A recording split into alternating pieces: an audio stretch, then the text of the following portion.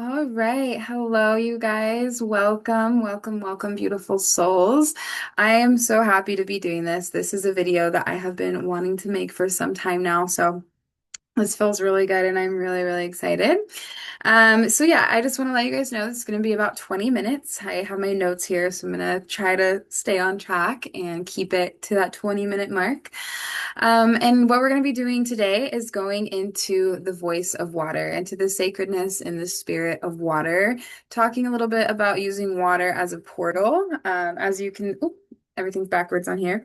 As you can see, this is a photo back here of collecting some water in the river in a singing bowl and just knowing that all water is sacred. All water has a place in ceremony, whether that's water from the rivers and the creeks, whether that's water from our baths, waters in our body, the waters in plants and animals, the waters from the rain, the waters in our tears, right? All water carries such a sacred mission here with us.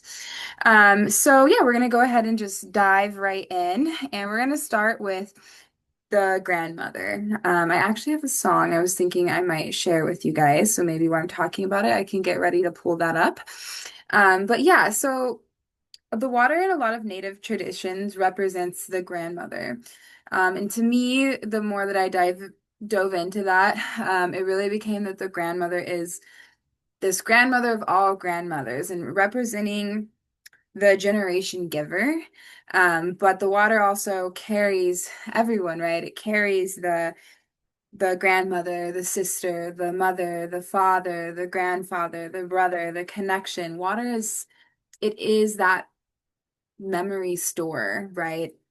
It carries and stores what Great Spirit gave to us so that we have access and availability to its wisdom and its nutrients while we're here.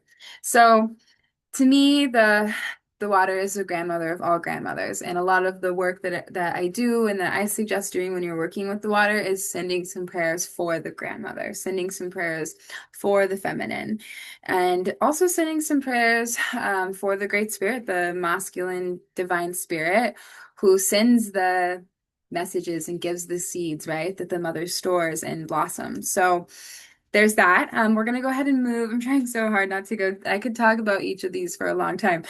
So yeah, we're gonna move into water as a mirror. I mean, obviously, when you look into water, it's very reflective, and this really just shows everything that water is about its reflection nature. There's a reason why we use water gazing. Actually, I'm feeling the water asking me for a drink right now. It's funny because I've been so thirsty while I've been developing the outline for the water webinar that I'm doing. And she's just like, more, more, more. So yeah, water as a mirror. Hmm. When I open up portals, whether that's in the bath or the body's water, or we're doing like a water portal in front of us, I always acknowledge and send gratitude and thanks for the mirror that water is. We are able to really feel our emotions and our being through the mirror that she is. And she helps us see what we need to cleanse, what we need to clear, what's maybe blocking us, what's in the way. She also really helps us remember. Um, a deep memory within the water. And I think that that all ties in with the mirror because the way that she works with us on a spiritual and energetic level, once we start opening up the portals and working with her, she likes to show us things. She likes to show us our memories, show us the memories that are stored in our sacred waters, in our blood, in our DNA. And they could be from this lifetime, multiple lifetimes, generational work, cosmic generational work. So, she's very much a mirror and a mirror for memory, a mirror for reflection, and a mirror for cleansing. Okay, I'm gonna stop there and keep going because we have a lot to cover. So we also have the fact I do want to just mention too, like why water for opening portals, right? We can use all the elements to open up portals, but water portals in particular, I like because of the memory and because of the things I've been talking about. because she is able to listen to our words and take on vibrations and frequencies, water is so malleable, but also so strong, right? So, as for portal work, water is to me one of the most fluid, for lack of better words, one of the most fluid portals where you have so much intuition involved in opening the portal that it makes it very accessible. I think water is a very accessible elemental portal for everybody to work with. And Dr. Emoto's research, which we'll talk about in the 2 hour webinar for sure, we're going to get into, holds a lot of memory. He proves that water holds memory. Actually, there's a lot of science, and we're going to get into that in the 2 hour webinar because there's some amazing science that shows water's memory storage capability. And it also talks about how water responds to our intentions, to our prayers, also very directly with frequency and vibration, but also the more subtle frequencies and vibrations of our intentions and of our prayers. He also talks a lot about slowing down, being able to soften, being able to feel, and that's a big part, right, of the work with the memory and activating the ancestors and the emotions and navigating from the heart and the water body and the ocean of the heart. So I could keep talking about all these things for a long time. So we're gonna move in to the bath portals, bathing as a portal, and kind of what I love about this. So you guys who are seeing this, you're on my email list. So I think you guys have a good idea that you know what I like to do, what I like to offer, a lot of breath work, a lot of elemental work, a lot of working with herbs, hands on, um, a lot of sound, right? A lot of ritual. So what you guys don't get to see as much of is the water work that I do at home, opening up portals with the bath and turning the bath itself into a ritual, into a place of prayer and a place of communication and a real place of a bridge to connect with your inner soul and your inner voice, but also the cosmic soul and the cosmic voice. So I'm just going to talk a little bit. I realize that I'm already going way over in time. So I'm looking and seeing. It's funny because I made notes. I'm like, hey, these are my notes for the 20-minute version. Stick to the notes. Don't go off the notes. Already gone off the notes. So I'm trying to like come back home to the notes. All right. So I think one of the things I don't want to leave out of this is talking about the three sacred roles. So, okay, I could talk about this for hours. So I'm going to dial it in. As soon as I started taking baths to the next level and activating every single element of ritual, meaning fully cleaning the bathroom physically, energetically, and spiritually before doing any bath making, before doing any of the prayer portal, like prayers for opening the portal, even before that, after I'm done cleaning the bathroom, making sure to do my cleansing prayers and my space, my container setting prayers. Um, and then, so yeah, I spent a lot of time doing this. The more that started coming through the bath space and the alchemy of the herbal baths and the breath work and the sound combined, the more I realized, wow, this is a very sacred space, and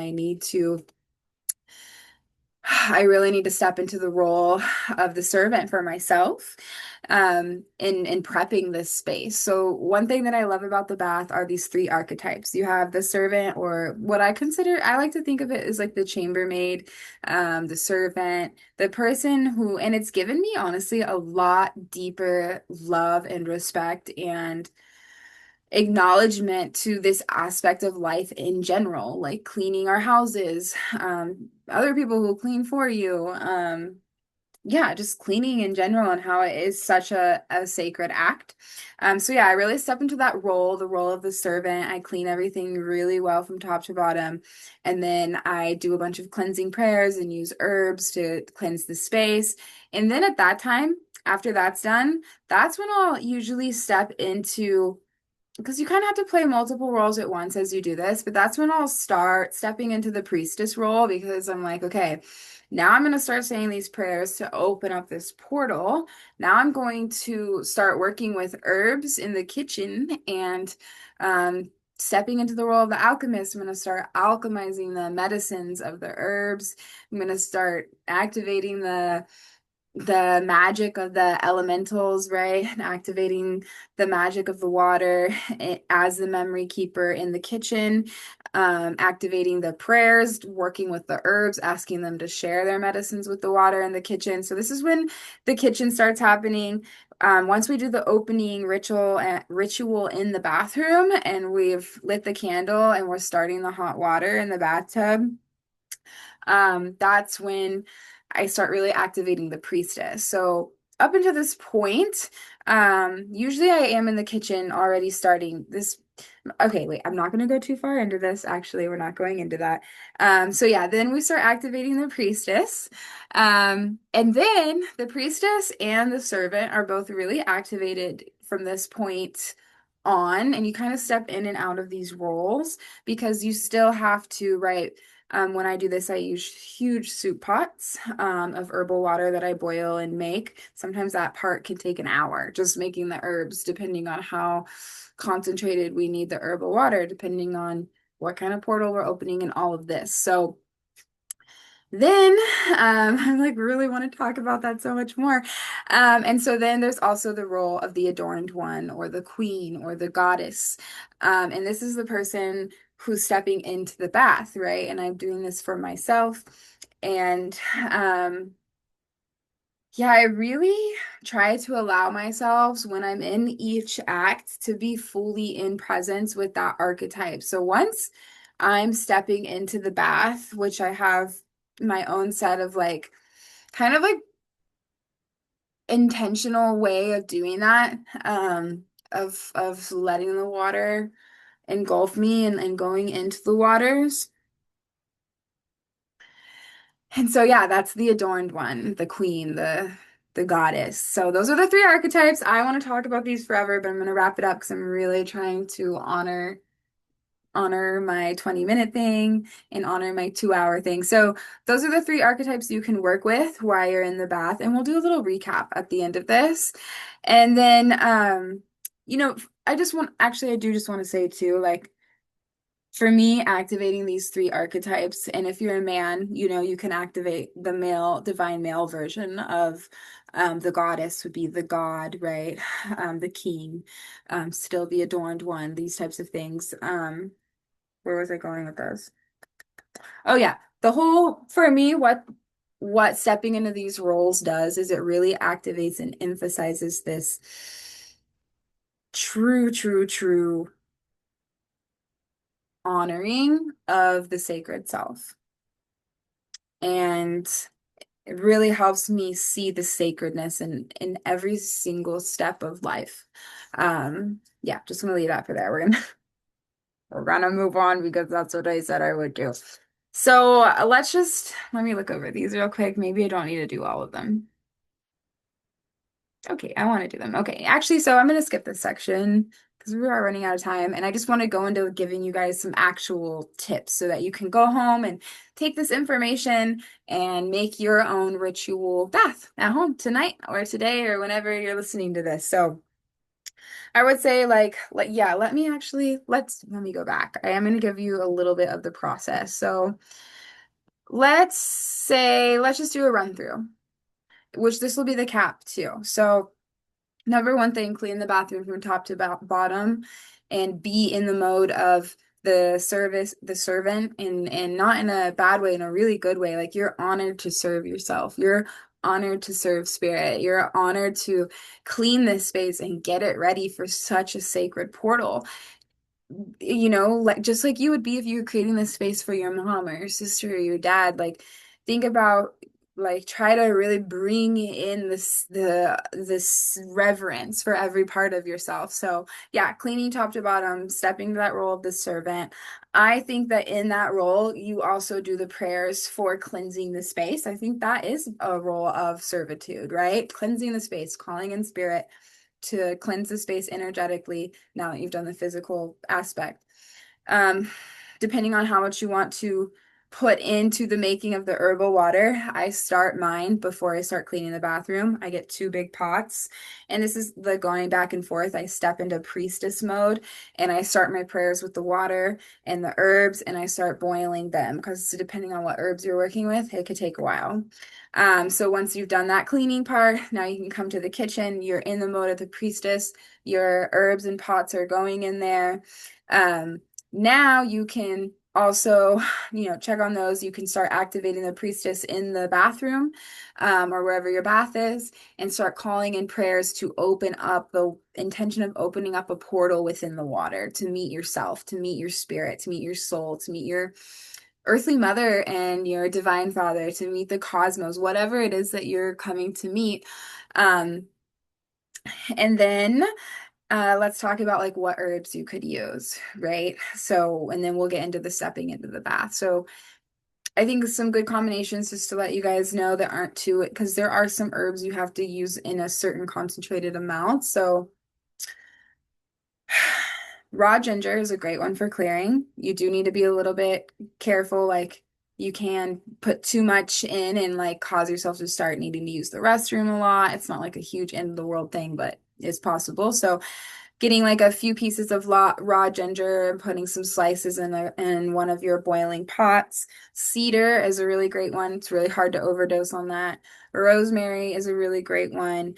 Yarrow is a really great one. Lavender and basil. Any of those combined in any way. Like I said, ginger is the only one where maybe I would say bring the ginger, like you're making a cup of like 2 cups of ginger tea with raw ginger, like bring it to a boil, let it get kind of yellow, strain it and put it in the bath.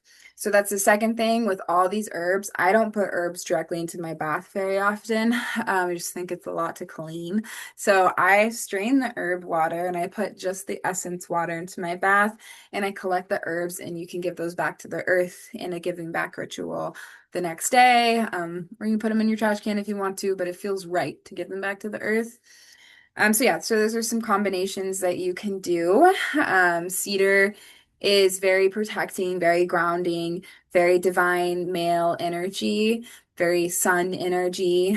Um, Ginger is very clearing. Rosemary is my favorite. I think everyone should start with rosemary. Rosemary is for the memory. Rosemary is for clearing. And so she really helps clear a path to the memory of the waters that live within you. Um, and yarrow is really good for your muscles.